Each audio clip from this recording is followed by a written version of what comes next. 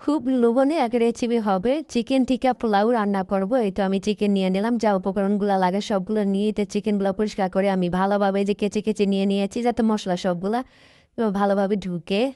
এতে রেসিপিটা ফলো করুন। এতে আমি প্রথমে দিয়ে দিলাম লেবুর রস পরিমাণ মতো দিয়ে, তারপর এখানে দিয়ে দিলাম এই যে মরিচের গুঁড়া পরিমাণ মতো দিয়ে দিলাম। তারপরে যে কাশ্মীরি মরিচের গুঁড়া দিয়ে দিয়েছি কালার হওয়ার জন্য, আর পরিমাণ মতো অল্প দিয়ে দিলাম আমি হলুদের গুঁড়া। তারপর দিয়ে দিলাম ধনিয়া জিরার গুঁড়া। তারপরে যে আদা রসুন পেঁয়াজ পেস্টটা দিয়ে দিয়েছি, তারপর লবণ দিয়ে দিলাম।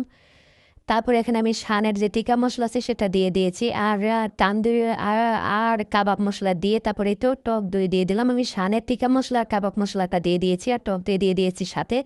সয়াবিন তেল দিয়ে আমি ভালোভাবে একটু সুন্দরভাবে ম্যারিনেট করে নিয়ে নিলাম। দেখুন কতটা সুন্দর হয়েছে দেখতে। তো চিকেনটা আমি ম্যারিনেট করে সাইডে রেখে দিলাম। এখন আমি রাইস রান্না করবো। আমি বাসমতি চাল দিয়ে রাইসটা রান্না করবো। এতে কড়াই দিয়ে দিলাম, তারপর তেজপাতা পেঁয়াজ তেলের ভিতর আমি দিয়ে, পেঁয়াজটা এই যে বাদামি বাদামি হয়ে আসছে, এরপরে আমি দিয়ে দিলাম এখানে শাহি জিরা দিয়ে, তারপরে যে আদা রসুন পেঁয়াজ পেস্টটা আমি দিয়ে দিয়েছি, তারপর এখানে টমেটো কুচিটা আমি দিয়ে দিব, দিয়ে তারপর মশলার সাথে ভালোভাবে টমেটোটা একটু গুলিয়ে নিব।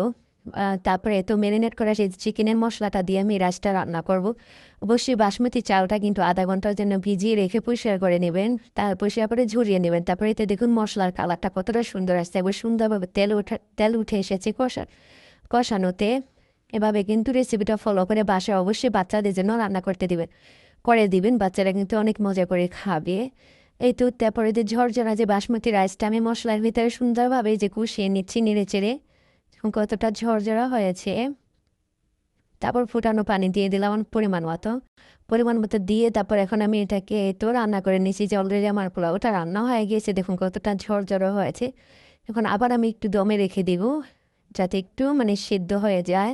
এতে সুন্দরভাবে আমার রাইসটা হয়ে গেল। রাইসটা আমি সাইডে রেখে দিলাম। রাইসটা রান্না করার পর খুবই সুন্দর একটা গ্রান আসছিল। তারপরে এতে আমি চিকেনটা তেলের ভিতরে আমি ফ্রাই করে নিব। আমি একটা বড় প্যান নিয়ে নিয়েছি, যাতে সুন্দরভাবে এটা হয়। দেখুন কতটা সুন্দর হয়েছে ফ্রাইটা, আর ঘ্রানটা মাসাল্লাহ অনেক সুন্দর ছিল। এটা বাসায় ট্রাই করলেও মানে বুঝতে পারুন। এটা আমি গলানো বাটার দিয়ে দিয়ে আমি চিকেনগুলো ফ্রাই করে নিচ্ছি।